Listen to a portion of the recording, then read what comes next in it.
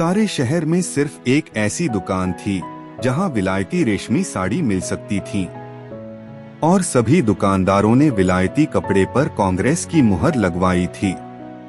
मगर अमरनाथ की प्रेमिका की फरमाइश थी, उसको पूरा करना जरूरी था। वह कई दिन तक शहर की दुकानों का चक्कर लगाते रहे, दुगुना दाम देने पर तैयार थे, लेकिन कहीं सफल मनोरथ न हुए और उसके तकाजे बराबर बढ़ते जाते थे। होली आ रही थी। आखिर वह होली के दिन कौन सी साड़ी पहनेगी? उसके सामने अपनी मजबूरी को जाहिर करना अमरनाथ के पुरुषोचित अभिमान के लिए कठिन था। उसके इशारे से वह आसमान के तारे तोड़ लाने के लिए भी तत्पर हो जाते। आखिर जब कहीं मकसद पूरा न हुआ तो उन्होंने उसी खास दुकान पर जाने का इरादा कर लिया। उन्हें यह मालूम था कि दुकान पर धरना दिया जा रहा है। सुबह से शाम तक स्वयंसेवक तैनात रहते हैं और तमाशाइयों की भी हरदम खासी भीड़ रहती है।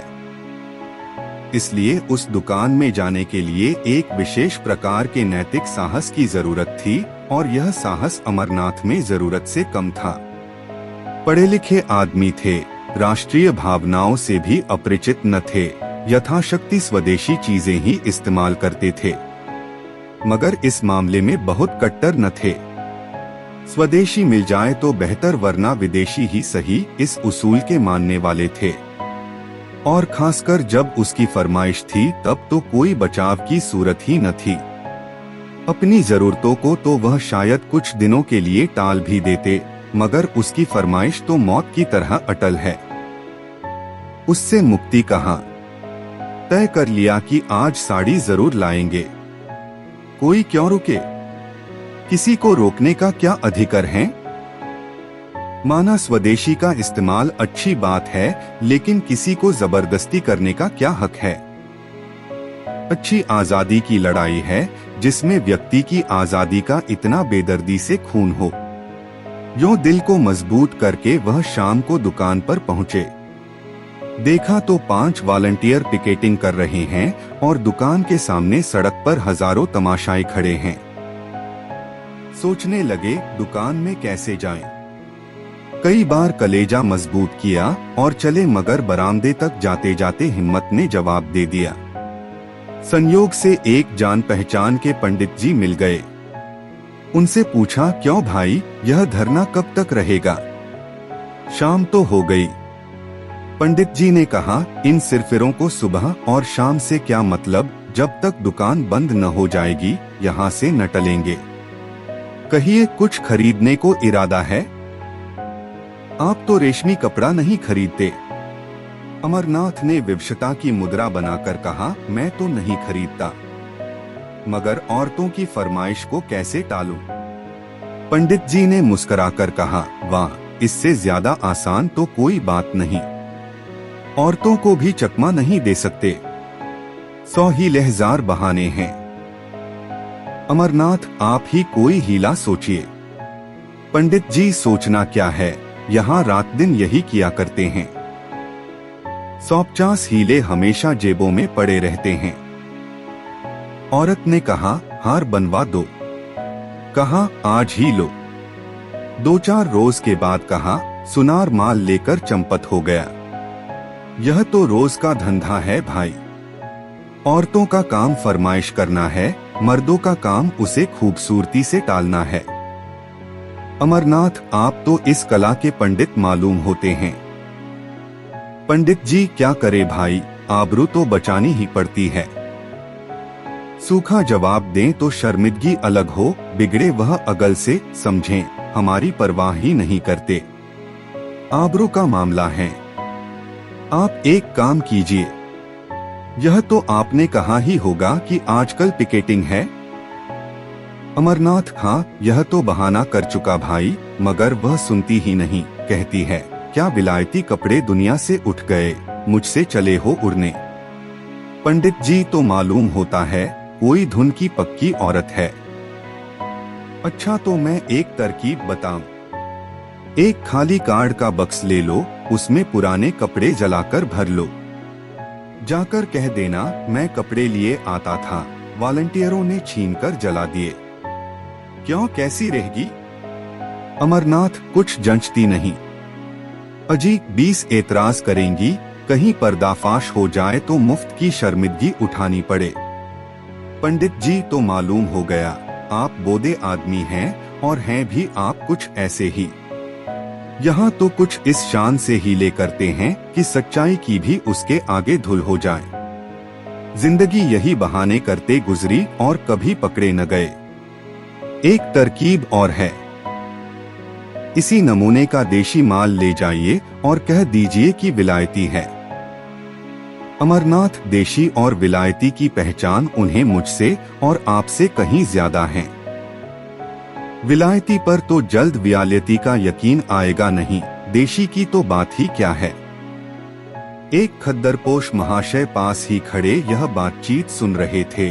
बोल उठे, ए साहब, सीधी सी तो बात है, जाकर साफ कह दीजिए कि मैं विदेशी कपड़े न लाऊंगा। अगर जिद करे तो दिन भर खाना न खाइए, आप सीधे रास्ते पर आ जाएगी। अमरनाथ ने उनकी तरफ कुछ ऐसी निगाहों से देखा जो कह रही थीं, आप इस कूचे को नहीं जानते, और बोले, यह आप ही कर सकते हैं, मैं नहीं कर सकता। खद्दरपोश कर तो आप भी सकते हैं, लेकिन करना नहीं चाहते। यहाँ तो उन लोगों में से हैं कि अगर विदेशी दुआ से मुक्ति भी मिलती हो तो उसे ठुकरा दें। अमरनाथ, तो शायद आप घर में पिकेटिंग करते होंगे। खद्दरपोश, पहले घर में करके तब बाहर करते हैं भाई साहब। खद्दरपोश साहब चले गए तो पंडित जी बोले, यह महाशय तो 30 मारखा से भी तेज निकल। अच्छा, तो एक काम कीजिए, इस दुकान के पिछवाड़े एक दूसरा दरवाजा है, जरा अंधेरा हो जाए तो उधर चले जाइएगा, दाएं बाएं किसी की तरफ न देखिएगा। अमरनाथ ने पंडित जी को धन्यवाद दिया और जब अंधेरा हो गया तो दुकान के पिछवाड़े की तरफ जा पहुँचे। डर रहे थे कहीं यहाँ भी घेरा न पड़ा हो, लेकिन मैदान खाली था। लपक कर अंदर गए, एक ऊंचे दामों की साड़ी खरीदी और बाहर निकले तो एक देवी जी केसरिया साड़ी पहने खड़ी थीं। उनको देखकर इनकी रूह फना हो गई, दरवाजे से बाहर पांव रखने की हिम्मत नहीं हुई। एक तरफ देखकर तेजी से निकल पड़े और कोई 100 कदम भागते हुए चले गए। कमर का लिखा, सामने से एक बुढ़िया लाठी टेकती चली आ रही थी। आप उससे लड़ गए। बुढ़िया गिर पड़ी और लगी कोसने, अरे अभागे, यह जवानी बहुत दिन न रहेगी, आंखों में चर्बी छा गई है, धक्के देता चलता है। अमरनाथ उसकी खुशामद करने लगे, माफ करो, मुझे रात को कुछ कम दिखाई पड़ता है। ऐनक घर भूल आया। बुढ़िया का मिजाज ठंडा हुआ, आगे बढ़ी और आप भी चले। एकाएक कानों में आवाज आई, बाबू साहब जरा ठहरिएगा, और वही केसरिया कपड़ों वाली देवी जी आती हुई दिखाई दी। अमरनाथ के पांव बंध गए। इस तरह कलेजा मजबूत करके खड़े हो गए जैसे कोई स्कूली लड़का मास्टर की बेंत के सामने खड़ा होता है। देवी जी ने पास आकर कहा, आप तो ऐसे भागे कि मैं जैसे आपको काट खाऊंगी। आप जब पढ़े लिखे आदमी होकर अपना धर्म नहीं समझते तो दुख होता है। देश की क्या हालत है, लोगों को खद्दर नहीं मिलता, आप रेशमी साड़ियां खरीद रहे हैं। अमरनाथ ने लज्जित होकर कहा, मैं सच कहता हूँ देवी जी, मैंने अपने लिए नहीं खरीदी, एक साहब की फरमाइश थी। देवी जी ने झोली से एक चूड़ी निकालकर उनकी तरफ बढ़ाते हुए कहा, ऐसे हीले रोज ही सुना करती हूँ, या तो आप उसे वापस कर दीजिए या लाइए हाथ में चूड़ी पहना दूं। अमरनाथ, शौक से पहना दीजिए, मैं उसे बड़े गर्व से पहनूंगा। चूड़ी उस बलिदान का चिन्ह है जो देवियों के जीवन की विशेषता है। चूड़ियां उन देवियों के हाथ में थीं जिनके नाम सुनकर आज भी हम आदर से सिर झुकाते हैं। मैं तो उसे शर्म की बात नहीं समझता। आप अगर और कोई चीज पहनाना चाहें तो वह भी शौक से पहना दीजिए। नारी पूजा की वस्तु है, उपेक्षा की नहीं। अगर स्त्री जो कौम को पैदा करती हैं, चूड़ी पहनना अपने लिए गौरव की बात समझती है, तो मर्दों के लिए चूड़ी पहनाना क्यों शर्म की बात हो। देवी जी को उनकी इस निर्लज्जता पर आश्चर्य हुआ, मगर वह इतनी आसानी से अमरनाथ को छोड़ने वाली न थी। बोली, आप बातों के शेर मालूम होते हैं। अगर आप हृदय से स्त्री को पूजा की वस्तु मानते हैं तो मेरी यह विनती क्यों नहीं मान जाते? अमरनाथ इसलिए कि यह साड़ी भी एक स्त्री की फरमाइश है। देवी, अच्छा चलिए, मैं आपके साथ चलूंगी, जरा देखो आपकी देवी जी किस स्वभाव की स्त्री हैं। अमरनाथ का दिल बैठ गया। बेचारा अभी तक बिना ब्याहा था, इसलिए नहीं कि उसकी शादी न होती थी, बल्कि इसलिए कि शादी को वह एक आजीवन कारावास समझता था। मगर वह आदमी रसिक स्वभाव के थे। शादी से अलग रहकर भी शादी के मजों से अपरिचित न थे। किसी ऐसे प्राणी की जरूरत उनके लिए अनिवार्य थी जिस पर वह अपने प्रेम को समर्पित कर सकें, जिसकी तरावट से वह अपनी रूखी सूखी जिंदगी को तरोताजा कर सकें, जिसके प्रेम की छाया में वह जरा देर के लिए ठंडक पा सकें, जिसके दिल में वह अपनी उमड़ी हुई जवानी की भावनाओं को बिखेरकर उनका उगना देख सकें। उनकी नजर ने मालती को चुना था, जिसकी शहर में घूम थी।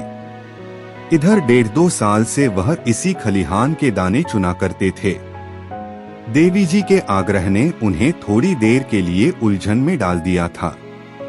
ऐसी शर्मिंदगी उन्हें जिंदगी में कभी न हुई थी। बोले, आज तो वह एक न्योते में गई हैं, घर में न होंगी। देवी जी ने अविश्वास से हंसकर कहा, तो मैं समझ यह आपकी देवी जी का कसूर नहीं, आपका कसूर है।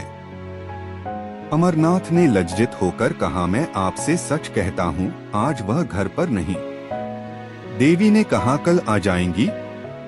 अमरनाथ बोले, हाँ, कल आ जाएंगी। देवी, तो आप यह साड़ी मुझे दे दीजिए और कल यहीं आ जाइएगा, मैं आपके साथ चलूंगी। मेरे साथ 2-4 बहनें भी होंगी। 2 अमरनाथ ने बिना किसी आपत्ति के वह साड़ी देवी जी को दे दी और बोले, बहुत अच्छा, मैं कल आ जाऊंगा। मगर क्या आपको मुझ पर विश्वास नहीं है? जो साड़ी की जमानत जरूरी है। देवी जी ने मुस्कुराकर कहा, सच्ची बात तो यही है कि मुझे आप पर विश्वास नहीं।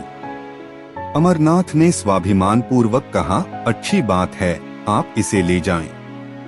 देवी ने क्षण भर बाद कहा, शायद आपको बुरा लग रहा हो कि कहीं साड़ी गुम न हो जाए। इसे आप लेते जाइए, मगर कल आइए जरूर। अमरनाथ स्वाभिमान के मारे बगैर कुछ कहे घर की तरफ चल दिए। देवी जी लेते जाइए करती रह गईं। अमरनाथ घर न जाकर एक खद्दर की दुकान पर गए और 2 सूटों का खद्दर खरीदा। फिर अपने दर्जी के पास ले जाकर बोले, खलीफा, इसे रातों रात तैयार कर दो, मुहम्मागी सिलाई दूंगा। दर्जी ने कहा, बाबू साहब, आजकल तो होली की भीड़ है, होली से पहले तैयार न हो सकेंगे। अमरनाथ ने आग्रह करते हुए कहा, मैं मुहम्मागी सिलाई दूंगा, मगर कल दोपहर तक मिल जाए। मुझे कल एक जगह जाना है। अगर दोपहर तक न मिले तो फिर मेरे किस काम के न होंगे। दर्जी ने आधी सिलाई पेशगी ले ली और कल तैयार कर देने का वादा किया। अमरनाथ यहाँ से आश्वस्त होकर मालती की तरफ चले। कदम आगे बढ़ते थे, लेकिन दिल पीछे रहा जाता था। काश वह उनकी इतनी विनती स्वीकार कर ले कि कल 2 घंटे के लिए उनके वीरान घर को रोशन करे। लेकिन यकीनन वह उन्हें खाली हाथ देखकर मुंह फेर लेगी, सीधे मुंह बात नहीं करेगी, आने का जिक्र ही क्या। एक ही बेमुरौवत है। तो कल आकर देवी जी से अपनी सारी शर्मनाक कहानी बयान कर दूं? उस भोले चेहरे की निस्वार्थ उमंग उनके दिल में एक हलचल पैदा कर रही थी। उन आंखों में कितनी गंभीरता थी, कितनी सच्ची सहानुभूति, कितनी पवित्रता। उसके सीधे सादे शब्दों में कर्म की ऐसी प्रेरणा थी कि अमरनाथ का अपने इंद्रिय परायण जीवन पर शर्म आ रही थी। अब तक कांच के टुकड़े को हीरा समझकर सीने से लगाए हुए थे। आज उन्हें मालूम हुआ हीरा किसे कहते हैं। उसके सामने वह टुकड़ा तुच्छ मालूम हो रहा था। मालती की वह जादूभरी चित्तवन, उसकी वह मीठी अदाएं, उसकी शोखियां और नखरे सब जैसे मुलम्मा उड़ जाने के बाद अपनी असली सूरत में नजर आ रहे थे और अमरनाथ के दिल में नफरत पैदा कर रहे थे। वह मालती की तरफ जा रहे थे, उसके दर्शन के लिए नहीं बल्कि उसके हाथों से अपना दिल छीन लेने के लिए। प्रेम का भिखारी आज अपने भीतर एक विचित्र अनिच्छा का अनुभव कर रहा था। उसे आश्चर्य हो रहा था कि अब तक वह क्यों इतना बेखबर था। वह तिलिस्म जो मालती ने वर्षों के नाजंखरे हाव भाव से बांधा था, आज किसी छूमंतर से तार तार हो गया था। मालती ने उन्हें खाली हाथ देखकर त्योरियां चढ़ाते हुए कहा, साड़ी लाए या नहीं? अमरनाथ ने उदासीनता के ढंग से जवाब दिया, नहीं। मालती ने आश्चर्य से उनकी तरफ देखा नहीं। वह उनके मुंह से यह शब्द सुनने की आदी न थी। यहाँ उसने संपूर्ण समर्पण पाया था। उसका इशारा अमरनाथ के लिए भाग्यलिपि के समान था। बोली, क्यों अमरनाथ, क्यों नहीं लाए? मालती, बाजार में मिली न होगी। तुम्हें क्यों मिलने लगी और मेरे लिए? अमरनाथन ही साहब, मिली मगर लाया नहीं। मालती, आखिर कोई वजह? रुपए मुझसे ले जाते। अमरनाथ, तुम खामखाह जलाती हो। तुम्हारे लिए जान देने को मैं हाजिर रहा। मालती, तो शायद तुम्हें रुपए जान से भी ज्यादा प्यारे हों। अमरनाथ, तुम मुझे बैठने दोगी या नहीं? अमर, मेरी सूरत से नफरत हो तो चला जाऊं। मालती, तुम्हें आज हो क्या गया है? तुम तो इतने तेज मिजाज के न थे। अमरनाथ, तुम बातें ही ऐसी कर रही हो। मालती, तो आखिर मेरी चीज क्यों नहीं लाए? अमरनाथ ने उसकी तरफ बड़े वीरभाव के साथ देखकर कहा, दुकान पर गया, जिल्लत उठाई और साड़ी लेकर चला तो एक औरत ने छीन ली। मैंने कहा, मेरी बीवी की फरमाइश है तो बोली मैं उन्हीं को दूंगी, कल तुम्हारे घर आऊंगी। मालती ने शरारत भरी नजरों से देखते हुए कहा, तो यह कहिए आप दिल हथेली पर लिए फिर रहे थे।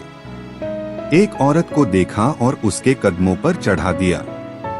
अमरनाथ, वह उन औरतों में नहीं जो दिलों की घात में रहती हैं। मालती, तो कोई देवी होगी। अमरनाथ, मैं उसे देवी ही समझता हूँ। मालती, तो आप उस देवी की पूजा कीजिएगा। अमरनाथ, मुझ जैसे आवारा नौजवान के लिए उस मंदिर के दरवाजे बंद हैं। मालती, बहुत सुंदर होगी। अमरनाथन, सुंदर है, न रूप वाली, न ऐसी अदाएं कुछ, न मधुर भाषिणी, न तनवंगी, बिल्कुल एक मामूली मासूम लड़की है। लेकिन जब मेरे हाथ से उसने साड़ी छीन ली तो मैं क्या कर सकता हूँ? मेरी गैरत ने तो गवारा न किया कि उसके हाथ से साड़ी छीन लूं। तुम ही इंसाफ करो, वह दिल में क्या कहती? मालती, तो तुम्हें इसकी ज्यादा परवाह है कि वह अपने दिल में क्या कहेगी। मैं क्या कहूँगी, इसकी जरा भी परवाह न थी। मेरे हाथ से कोई मर्द मेरी कोई चीज छीन ले तो देखूं, चाहे वह दूसरा कामदेव ही क्यों न हो। अमरनाथ, अब इसे चाहे मेरी कायरता समझो, चाहे हिम्मत की कमी, चाहे शराफत, मैं उसके हाथ से न छीन सका। मालती, तो कल वह साड़ी लेकर आएगी क्यों? अमरनाथ, जरूर आएगी। मालती, तो जाकर मुंह धो आओ। तुम इतने नादान हो, यह मुझे मालूम न था। साड़ी देकर चले आए, अब कल वह आपको देने आएगी। कुछ भंग तो नहीं खा गए? अमरनाथ, खैर इसका इम्तिहान कल ही हो जाएगा, अभी से क्यों बदगुमानी करती हो?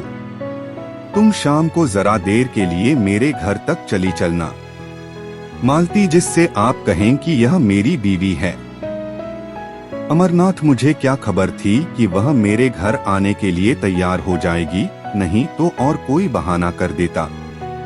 मालती, तो आपकी साड़ी आपको मुबारक हो, मैं नहीं जाती। अमरनाथ, मैं तो रोज तुम्हारे घर आता हूँ, तुम एक दिन के लिए भी नहीं चल सकती। मालती ने निष्ठुरता से कहा, अगर मौका आ जाए तो तुम अपने को मेरा शौहर कहलाना पसंद करोगे?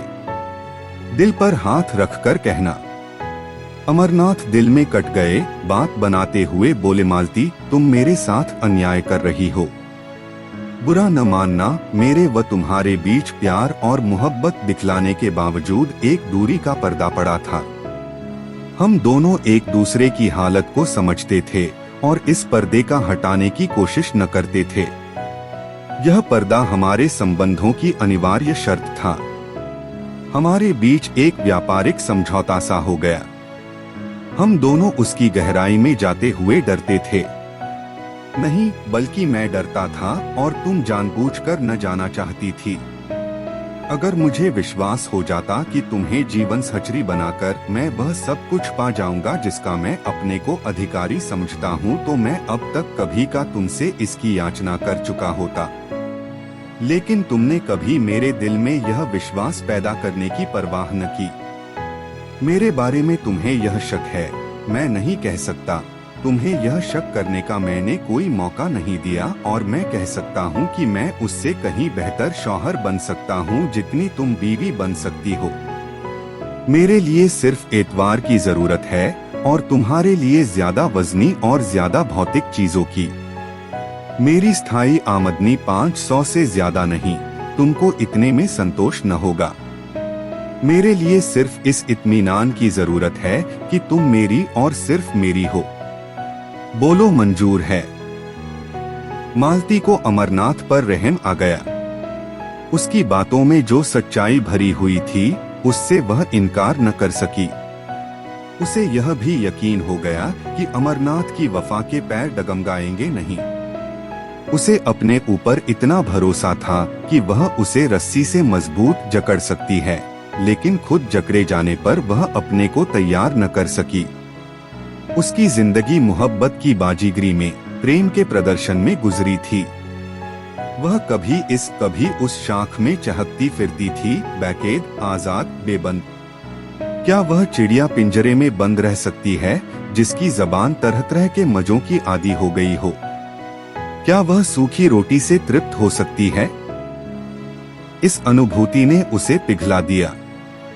बोली, आज तुम बड़ा ज्ञान बघार रहे हो। अमरनाथ, मैंने तो केवल यथार्थ कहा है। मालती, अच्छा मैं कल चलूंगी, मगर 1 घंटे से ज्यादा वहां न रहूंगी। अमरनाथ का दिल शुक्रिया से भर उठा। बोला, मैं तुम्हारा बहुत कृतज्ञ हूँ मालती। अब मेरी आबरू बच जाएगी, नहीं तो मेरे लिए घर से निकलना मुश्किल हो जाता है।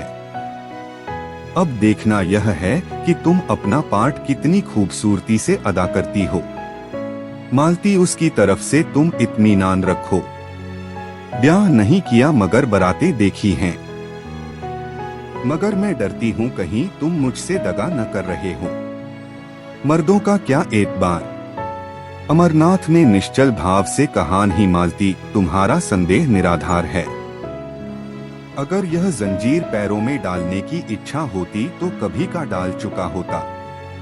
फिर मुझसे वासना के बंदों का वहां गुजर ही कहाँ। 3 दूसरे दिन अमरनाथ 10 बजे ही दर्जी की दुकान पर जा पहुँचे और सिर पर सवार होकर कपड़े तैयार कराए। फिर घर आकर नए कपड़े पहने और मालती को बुलाने चले। वहां देर हो गई। उसने ऐसा तनाव सिंगार किया कि जैसे आज बहुत बड़ा मोर्चा जितना है। अमरनाथ ने कहा, वह ऐसी सुंदरी नहीं है जो तुम इतनी तैयारियां कर रही हो। मालती ने बालों में कंघी करते हुए कहा, तुम इन बातों को नहीं समझ सकते, चुपचाप बैठे रहो। अमरनाथ, लेकिन देर जो हो रही है। मालती, कोई बात नहीं। भय की उस सहज आशंका ने, जो स्त्रियों की विशेषता है, मालती को और भी अधिक सरतक कर दिया था। अब तक उसने कभी अमरनाथ की ओर विशेष रूप से कोई कृपा न की थी। वह उससे काफी उदासीनता का बर्ताव करती थी। लेकिन कल अमरनाथ की भंगिमा से उसे एक संकट की सूचना मिल चुकी थी और वह उस संकट का अपनी पूरी शक्ति से मुकाबला करना चाहती थी। शत्रु को तुच्छ और अपदार्थ समझना स्त्रियों के लिए कठिन है। आज अमरनाथ को अपने हाथ से निकलते वह अपनी पकड़ को मजबूत कर रही थी। अगर इस तरह की उसकी चीजें एक एक करके निकल गईं, तो फिर वह अपनी प्रतिष्ठा कब तक बनाए रख सकेगी। जिस चीज पर उसका कब्जा है उसकी तरफ कोई आंख ही क्यों उठाए।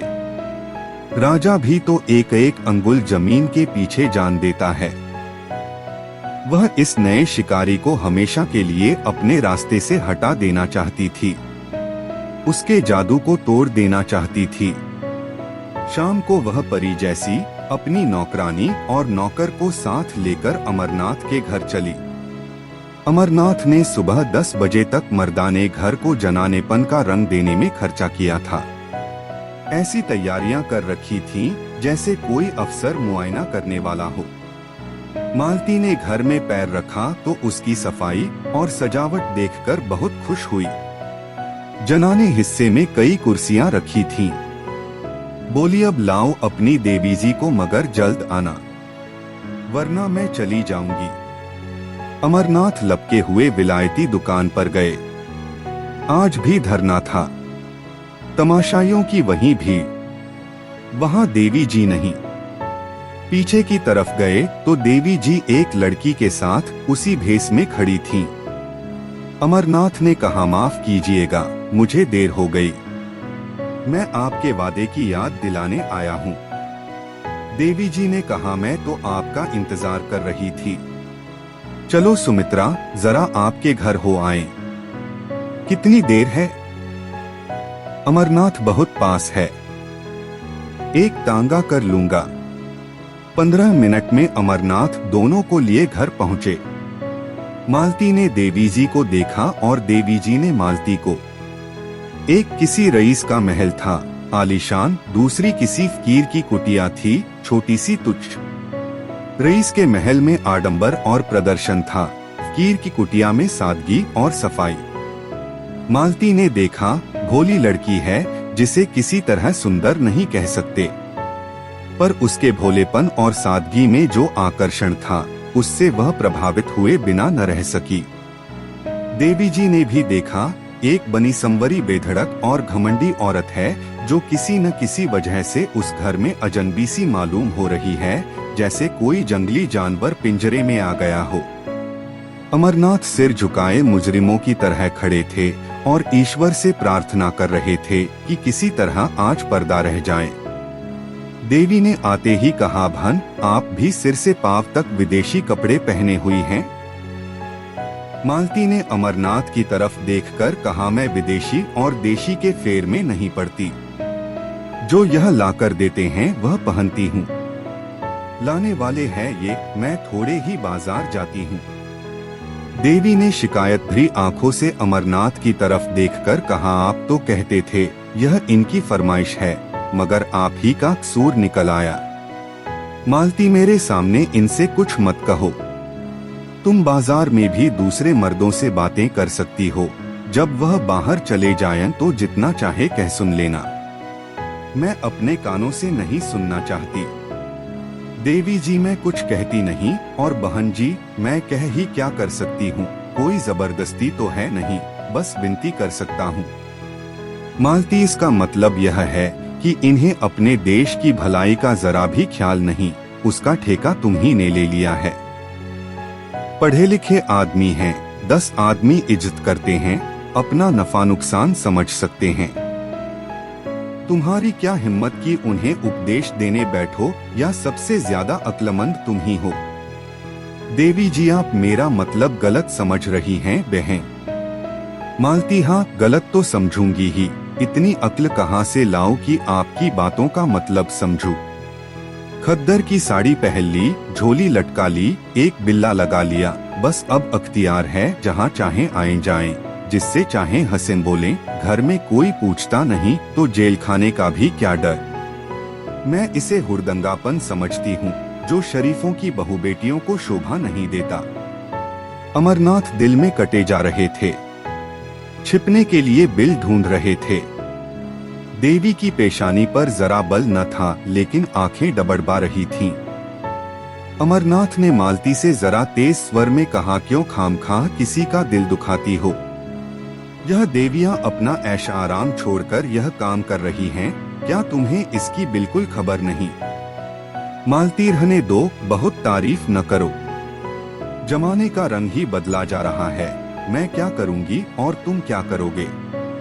तुम मर्दों ने औरतों को घर में इतनी बुरी तरह कैद किया कि आज वे रस्म रिवाज शर्महिया को छोड़कर निकल आई हैं और कुछ दिनों में तुम लोगों की हुकूमत का खात्मा हुआ जाता है।